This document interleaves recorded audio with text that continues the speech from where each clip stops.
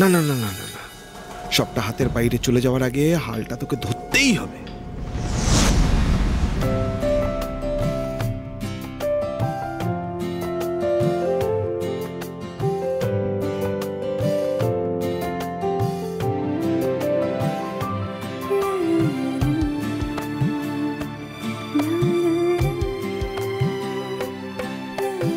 এই যে আজ তোমাদের হাতে খড়ি হচ্ছে, এবার কিন্তু তোমাদের সবাইকে মন দিয়ে পড়াশোনা করতে হবে, বুঝেছো? তোমাদের খড়ি মাসি যেরকম পড়াশোনায় ভালো, হাতের কাজে ভালো, সেরকম তোমাদেরও হতে হবে, কেমন? আজও উনি নিজের স্ত্রীকে কতটা ভালোবাসেন, তাঁর ইচ্ছে পূরণ করার জন্য কত আয়োজন করেছেন। সারাক্ষণ মিস্টার সিংহ রায়ের মুখে শুধু একটাই নাম, খড়ি। আচ্ছা, যে মানুষটা এইভাবে পাগলের মতন কাউকে ভালোবাসতে পারে, অন্যের জন্য নিজেকে উজাড় করে দিতে পারে, তার হাতে কি কখনো কোনো অন্যায় হওয়া সম্ভব? কোথাও কি এতদিন ঋদ্ধিমান সিংহ রায়কে চিনতে আমার ভুল হচ্ছিল? কার গলা শুনলাম আমি? খড়ি দিদির মতো গলা। খড়ি দিদি, তুমি ফিরে এসেছো? আজ এতগুলো দিন পরে তুমি আমাদের মধ্যে ফিরে। দেখো বড় বৌমা, ছোট খুকি, দাদু ভাই, দেখেছিস তোরা? মা জগদ্ধাত্রী আমার খড়ি দিদিকে আমাদের মধ্যে ফিরিয়ে দিয়েছেন। দেখিস দেখিস দাদু ভাই, আর আমাদের কোনো বিপদ থাকবে না, সব বিপদ কেটে যাবে। খড়ি ফিরে এসেছে আমাদের। তুই আমার উপর আর রাগ করে থাকবি না তো দাদু ভাই? আমার উপর অভিমান করে থাকবি না তো? দেখ, মা জগদ্ধাত্রী আমার কথা রেখেছেন, খড়ি দিদিকে ফিরিয়ে দিয়েছেন আমাদের মধ্যে। কি হলো দাদু, তোমার শরীর খারাপ লাগছে? ইমন, ইমন দাদুকে উপরে নিয়ে যাও। দাদু শুনুন না, বলছি আপনার বোধহয় শরীরটা ভালো নেই, আপনি যান না, উপরে গিয়ে রেস্ট করুন। আপনি রেস্ট করুন। মৈনাক, একবার এসে দেখো না, ওনার বোধহয় শরীরটা ভালো লাগছে না। না দিদি ভাই, আমার শরীর একদম ঠিক আছে, এবার আমি একদম সুস্থ হয়ে উঠবো। তুমি দেখো, তুমি ফিরে এসেছো আমাদের মধ্যে, আর আমি অসুস্থ থাকতে পারি? আমি জানতাম দিদি ভাই তুমি আসবে। তুমি যে আমাকে কথা দিয়ে গিয়েছিলে যে আমাদের অষ্টধাতুর মূর্তি নিয়ে তুমি ফিরে আসবে, তুমি তোমার কথা রেখেছো দিদি ভাই। আমি জানতাম তুমি রাখবে, কারণ তুমি তো কখনো কথার খেলাপ করো না। মা জগদ্ধাত্রী তোমাকে তোমাকে ফিরিয়ে দিয়েছেন আমাদের মধ্যে, আর আর আর কোনো দুশ্চিন্তা নেই, আর কোনো সব চিন্তা আমার চলে গেছে। দাদু দাদু তুমি রেস্ট নাও। কুনাল, বনি, আমি ঠিক আছি। তোমরা ইমন, ঠিক, তোমরা দাদুকে ধরে ধরে উপরে নিয়ে যাও। আমি আমি আমি আমি আমি ঠিক আছি, ঠিক।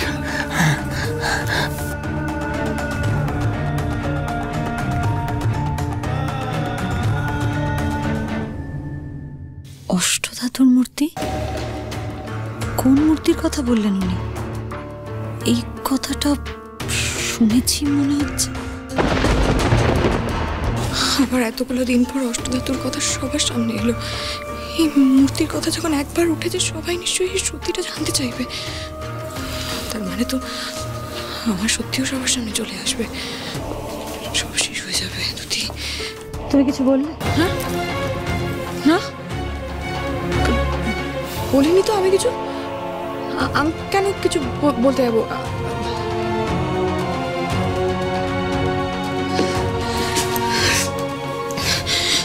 আমি যতই অস্বীকার করি, দেবাংশু সিংহ রায়কে আমি কিচ্ছু জানাইনি, কিন্তু সত্যিটা তো এক না একদিন সবার সামনে চলে আসবে। থানা সিসিটিভি ফুটেজ, ওই রেজিস্টারে আমার সাইন, এগুলো দেখলেই তো সবাই বুঝে যাবে আমি সেদিনকে দেবাংশু সিংহ রায়ের কাছে দেখা করতে গেছিলাম, তাকে আমি সব ইনফরমেশন দিয়েছি। তারপর কি হবে? তারপর তো সব শেষ হয়ে যাবে, আমায় শেষ করে দেবে সবাই সবটা জানতে পারলে। না না না না, এইভাবে সবটা কিছুতেই শেষ হতে দেওয়া যাবে না। আমাকে কিছু একটা প্ল্যান করে রাখতে হবে আগে থেকে, যাতে আমি কেসটা না খাই। কি করবো আমি? লীনা, হ্যাঁ লীনাকে আমি আগে থেকে সবটা বলে রাখবো, যাতে ও এসে আমাকে সেভ করে দেয়। রাইট।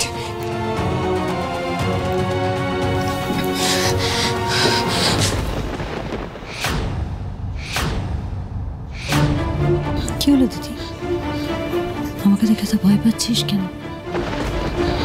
আমি তোদের কাছে ফিরে এসেছি, তোরা খুশি হসনি? বল, খুশি হসনি? আমার ক্ষমা করে দে। আমি আসলে ঈশা,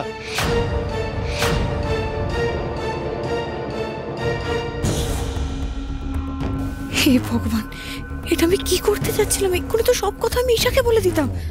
পোকা মেয়ে কোথাকার।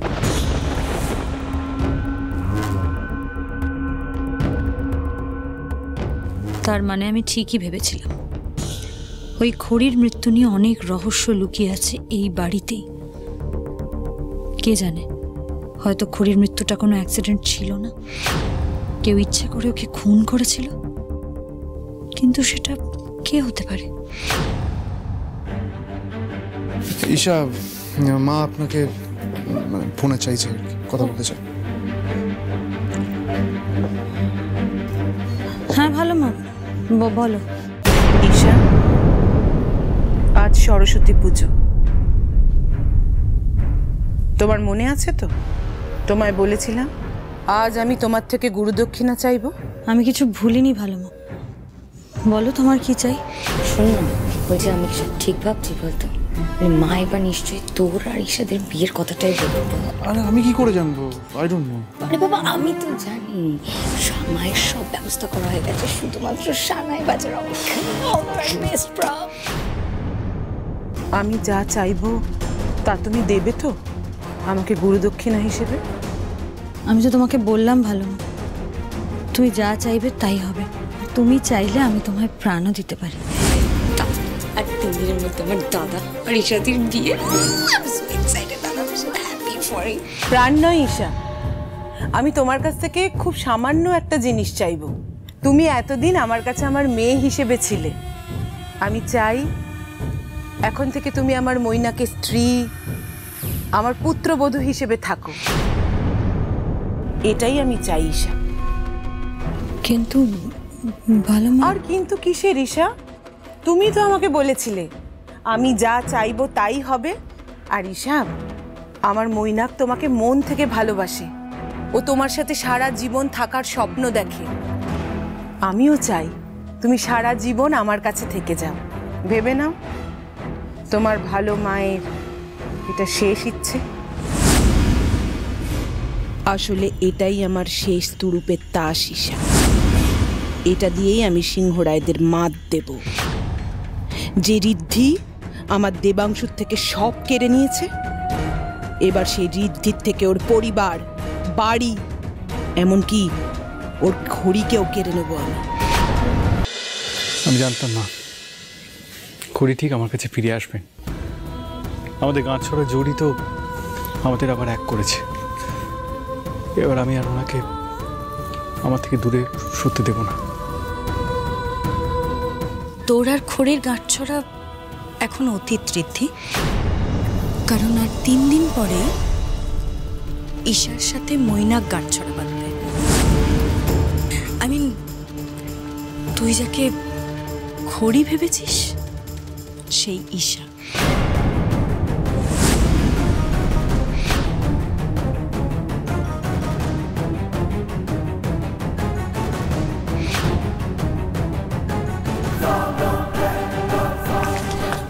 আপনারা কারা আর এসব কি? সামনে ঈশা ম্যাডামের বিয়ে, তাই মৈনাক স্যারের মা এগুলো আশীর্বাদ হিসেবে পাঠিয়েছেন।